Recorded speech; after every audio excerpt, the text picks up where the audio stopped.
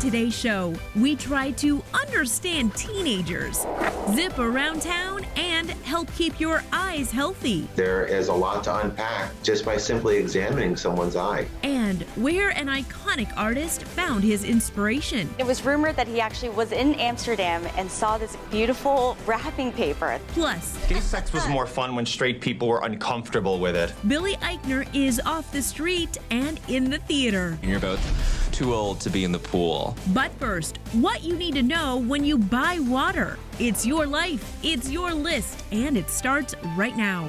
Hey everyone, I'm Christina Guerrero. And I'm Jimmy Rhodes, and today we're diving headfirst into a fascinating world, water. Yeah, it used to be as simple as turning on the tap at home and you got what you got, but now drinking water is a multi-billion-dollar market and leaves us wondering how to know what you're really paying for. Well, we found a water sommelier and one of the world's leading authorities on H2O who gave us some important lessons on the subject. And that's our featured story at the top of the list. Sure, water might not look like much, but you should know there's more to it than meets the eye. Water is not just water. Water has taste and a story. Martin Rees is a certified water sommelier whose knowledge of H2O has led to appearances on National Geographic, Netflix's Down to Earth with Zac Efron, and more. It's kind of crazy. Yeah. I came over to the States in 2011 based on the O1 visa for extraordinary abilities on my knowledge of water. It's very, very hard to get this, and I received the O1 because I can drink water. We're tapping into that knowledge to bring you some valuable water lessons. First up, let's go over bottled water packaging. When I was a kid, the idea of buying water was just a joke. But now it's become a multi-billion-dollar industry. I have bottles here that are in plastic.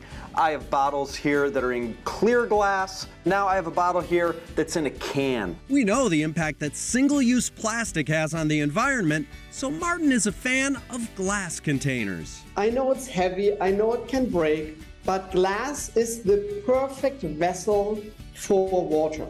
Because glass does not give anything to water and does not let anything go out of the water. His second best option? Aluminum. It's very easy to recycle actually, so that is a great option. Up next, we look at the pH and alkalinity of water. Somebody came up with this whole idea of pH, that the pH is like this incredible, amazing thing. pH is a measure of how acidic or basic water is on a scale of 0 to 14, where 7 is considered neutral. As it's marketed, alkaline water has high levels of pH, which they say helps neutralize acidity levels in your body. Then you won't get sick and you are healthy and everything is great.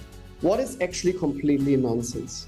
According to Martin, these waters are nothing more than a marketing gimmick, because if alkaline water were to balance out those acid levels, you're actually gonna die because you could not break down food anymore. For our final water lesson, we look at a popular myth you may have heard before. Does Dasani really add salt to its water to make you thirstier? If that's true, that's really underhanded. That's really awful. Is this true? It's actually, I think, one of the biggest myths in America. Believers claim it's the reason the drink leaves you with a dry mouthfeel. But while it's true that the Coca-Cola-owned company adds salts to their water, that's pretty much what every water has dissolved because minerals are salts. He believes the dry mouthfeel comes from not adding enough. Actually, it's a good thing that they're adding the salts, but in my opinion, they don't add enough. That is a big difference. We're deep diving into the fascinating world of water at the top of the list. Your eyes are awesome. Definitely a top 10 body part for sure, but it's far too seldom that we stop and give them the appreciation that they deserve. So today we are showing them some love by looking at 5 things you didn't know about your eyes. Of course, we know how important our eyes are, but we rarely stop to really appreciate how they impact everything. The eye is truly a window to the health of the body, and there is a lot to unpack just by simply examining someone's eye. Dr. James Delarusso is opening our eyes to 5 things you didn't know about your peepers. First, your eye blinks 15 to 20 times per minute and 10,000 times a day. It helps to redistribute the tear film across the ocular surface, Any dust or debris gets eventually flushed off the ocular surface. And it's very important to keep the eye, feeling comfortable and lubricated. But if you're spending a lot of time on electronic devices like phones or tablets, be cautious of computer vision syndrome. You're blinking 50% less, and that does take a toll throughout the day. And when we blink 50% less, you will feel tired and dry towards the end of the day. Next, 80% of vision problems may be avoidable and even curable. There is an estimated 5 billion eye vision disorders in the world.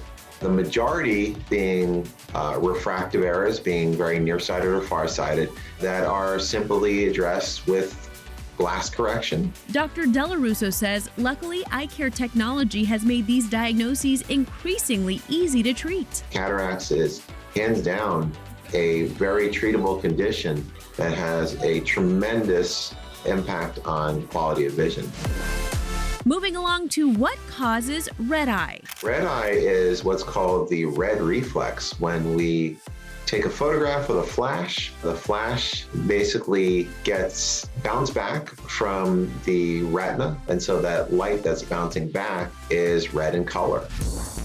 And as you get older, your eyes change. Just naturally, our pupils become a little less reactive and a little smaller in size. And if you or your kids were born with blue eyes and now have brown eyes, well, there's a reason for it. Their iris becomes increasingly more pigmented with melanin. And as that melanin starts to get darker and darker on the iris, your blue eyes go to a darker and darker shades of brown. And if you've seen a baby or toddler crying without tears, it may be due to underdeveloped lacrimal glands. When we blink, the lacrimal glands are releasing tears onto the eye. And if those lacrimal glands aren't developed, you're blinking, you're screaming, you're crying, but no tears are coming out. But don't worry, give it time and the glands will eventually start producing. Eye-opening facts about your windows into the world. For a lot of parents, the amount of time their kids spend on social media is frustrating. But instead of seeing it as an obstacle, look at it as an opportunity. Jackie Denker has ways to tap into the online world to gain a deeper understanding of and build a deeper connection with our kids. If you are a parent of a teen and are concerned about how social media may be affecting them, staying up late and too much screen time and kind of getting sucked into that vortex, instead of lecturing and arguing with them about it, there may be ways to actually use social media to connect with their teenagers, build a stronger relationship, and almost most importantly, to kind of get the inside scoop as to what they're doing online. To learn more, we turned to therapist and adolescent coach, Dr. Courtney Conley. Start by trying to understand their world before reshaping it. And that's really just listening to understand instead of listening to respond. And part of understanding their world is joining it. Connecting with them via social media. I know everybody has different feelings about it, but just trying to see what your kids are up to and see what types of things they enjoy online. And she says approach it with an open mind. And see what it is that is drawing them so much to it. And a way to do that without seeming invasive is to make it fun. Asking your teen, if you had to delete everything off your phone except for 3 apps, what would they be? So if they tell you that they would delete everything but TikTok and FaceTime and Snapchat, you're like, oh, okay, well then that's what's most important to my child and that's where they're spending their time. Then you can ask them what they search for. A lot of my teens are into the makeup tutorials and, the influencers and the fashion stuff. So I'll find out who those people are that they're following. I'll follow them and then I'll be able to have conversations around, oh, I saw this cool new product that so-and-so was promoting. Did you see that? Little conversations like that show them what you do online and what you do in your spare time and your free time is important to me as well. Finally, leverage social media to gain a deeper connection. If you want to ask them like, hey, I want to try something different for dinner. Are there ever recipes on TikTok? Can you find a recipe or show me a recipe? Then they may be more likely to join in with the cooking without you asking. And maybe slip in some news to strike up a convo. I mean, social media is a regular topic. There's studies out there about it impacting impacting sleep, about it impacting mental health. So grab onto those news pegs and just ask your teenager, like, hey, did you see this? Like, what do you think about this? Because a lot of times that's not the step we're taking. We're telling them how they should think and feel and why it's bad and wrong, rather than considering from their perspective. She says at the end of the day, no matter what we think of social media, it's here to stay, and it's going to continue to be a part of our world, a part of our children's world. And so it's figuring out, how do we not make it our enemy, but how do we utilize it to our advantage? Deepening the bonds with our teens through social media. Still to come on the list, the secret life of Claude Monet. He built himself a beautiful water garden full of lilies. And high-tech equipment you can ride. And the remote feels awesome in the hand when riding. Plus, oh my God, do you guys remember Straight People? Yeah, they had a nice run. You'll laugh out loud with the bros. There are a lot of really hilarious LGBTQ actors out there. All that and more next. YouTube, I'm so sorry to interrupt, but could you do me a solid and please hit subscribe and maybe ring that bell and turn on notifications. The algorithm loves it, and you'll love knowing that you'll never miss 1 minute of the list. All right, back to the show. Welcome back. And KG, the last couple of years, we've really come to love those immersive art shows. Oh, yes. I recently hit up a show about Frida Kahlo, which was so cool. Well, now joining the party, Immersive Monet and the Impressionists, all about French painter Claude Monet. His life was as colorful and full of surprises as one of his canvases. So Hattie Dijamal introduces us to Monet, behind the brush.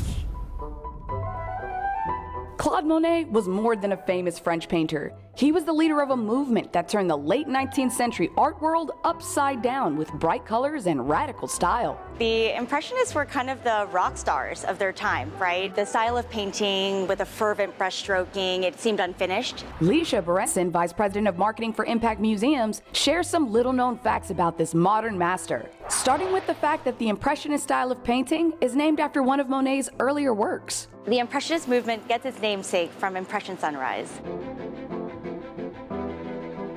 It features this beautiful fiery red sun over the Port of Le Havre where he grew up. It was meant to show light in a dark time for the French Republic. And the painting itself actually has been signifying this defeat of France in the Franco-Prussian War and this revitalization and hope that is brought to France during this time. Monet was leader of his contemporaries, including Renoir and Degas, also Impressionist superstars. Our next Monet secret was his artistic inspiration.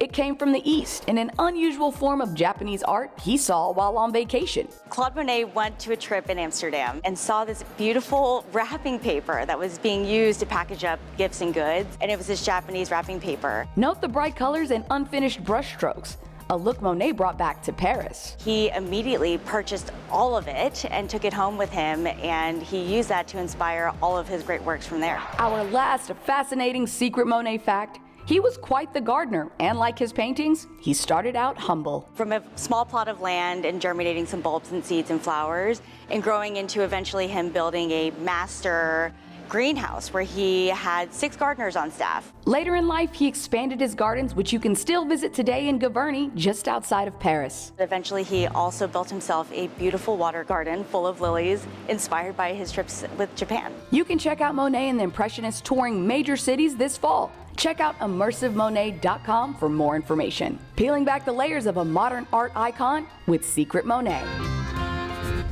Well, I never win anything, so imagine my surprise when I won a super cool e-bike. Just drew my name right out of a hat. So I will be cruising alongside the over 880,000 e-bikes sold in the last year. You want to saddle up too? Well, Teresa Strasser has some cool new e-bikes that are pricey, but maybe worth the investment. Teresa.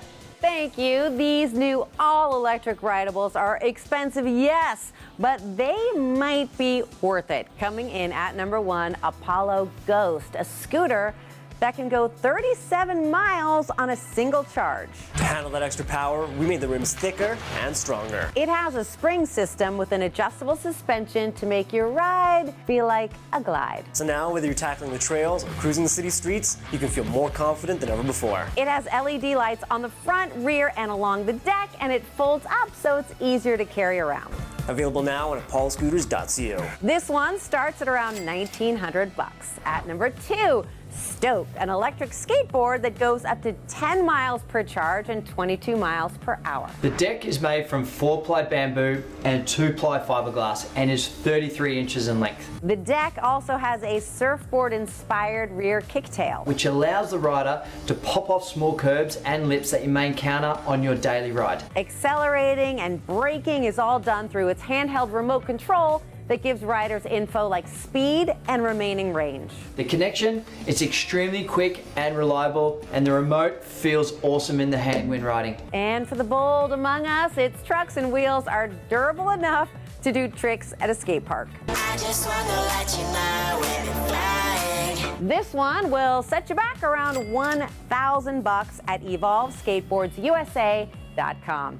And third on our awesome looking new rideables list, Cabo Mantis King GT, which lets you travel a whopping 56 miles per charge and has a top speed a little over 43 miles per hour. This is more than enough performance with nimble handling that the average rider craves. It has adjustable suspension. You can adjust it by turning the small red knobs on the suspension. And comes with a headlight, turn signals, and a horn button. It even has colorful deck lights along its sides. The Mantis King GT deck comes with a really nice silicone finish, but this time with an upgraded design on top. But all those bells and whistles are gonna cost you around $2,500 at VoroMotors.com. And those were 3 new rideables giving folks a rip around the block. Lots more to come on the list. Stay with us.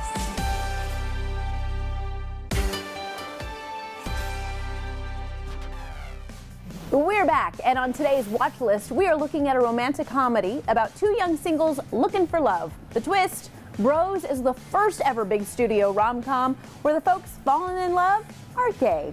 It hits theaters Friday, and it's putting up big numbers on Rotten Tomatoes, so we asked the stars for the lowdown. Gay guys are so stupid. I know, but we've been smart enough to brand ourselves as being smart. It's our little secret.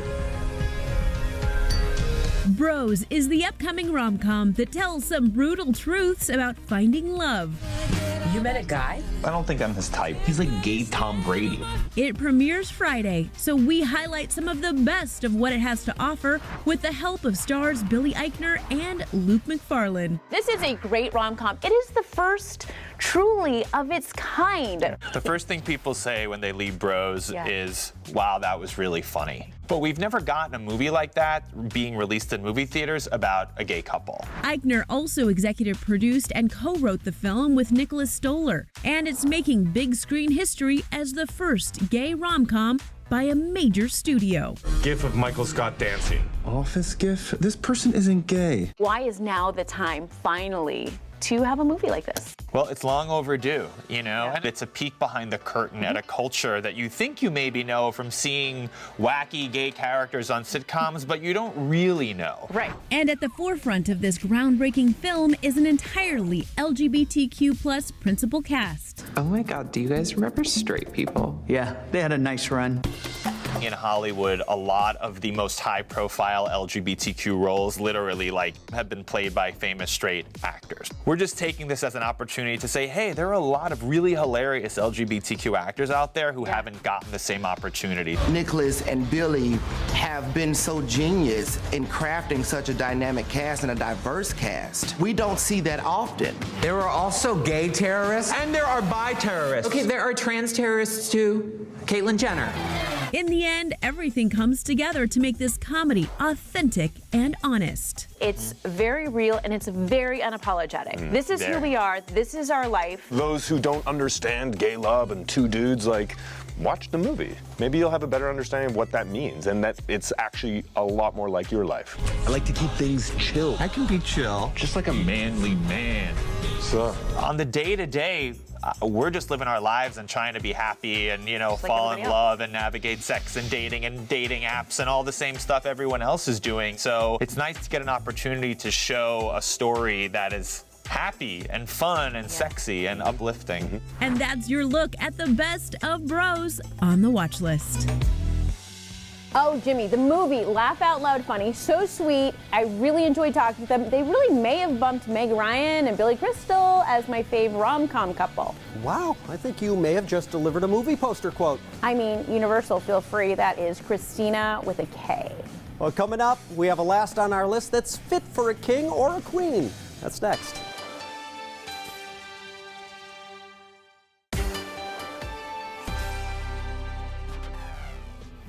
Welcome back, and it's time for what's last on our list. And KG, now that the dust has settled on the British coronation and the artist formerly known as Prince Charles is now King Charles. Very funny. I got to wondering. Uh-oh. England might have the most well-known monarchy, but certainly they can't have the only monarchy. Oh, no. Right here at home, the Burger King is clearly the king of burgers. Actually, I think Ronald McDonald's going to have something to say about that. Well, I went to worldatlas.com, and sure enough, they list 44 monarchies around the globe. That's a lot of crowns, parades, and waving like you're unscrewing a light bulb. Well, the highlights for me: Belgium, come for the waffles, stay for the monarchy, King Philippe to be exact. Okay, how about a shout out to a literal queen, Queen Margrethe of Denmark, who's been in power for over 50 years. Wow, nothing rotten about that. And when Emmanuel Macron was elected president of France, he automatically became a co-prince of Andorra. And they named a cookie after him? I didn't know about that part. Incredible! Here's another unique monarchy. The Pope, who of course leads the Catholic Church around the world, is also effectively the king of Vatican City. So KG, what do you think? Could a monarchy ever work here in the United States? You mean a famous family that we obsess over and we really don't know why? Is it the Kardashians? Ooh. I never thought of that. I wish I hadn't asked. Hey, that's what's last on our list. Thanks for watching. Guys, thanks so much for watching us on YouTube. We know you have a lot of choices when it comes to content, so the fact that you picked us to watch, well, that just warms my little heart. Hey, why don't you like this video? Maybe leave us a comment down below and hit the subscribe button so you don't miss a list. And if you thought that last episode was awesome, you ain't seen nothing yet. We've got more for you to binge right over here.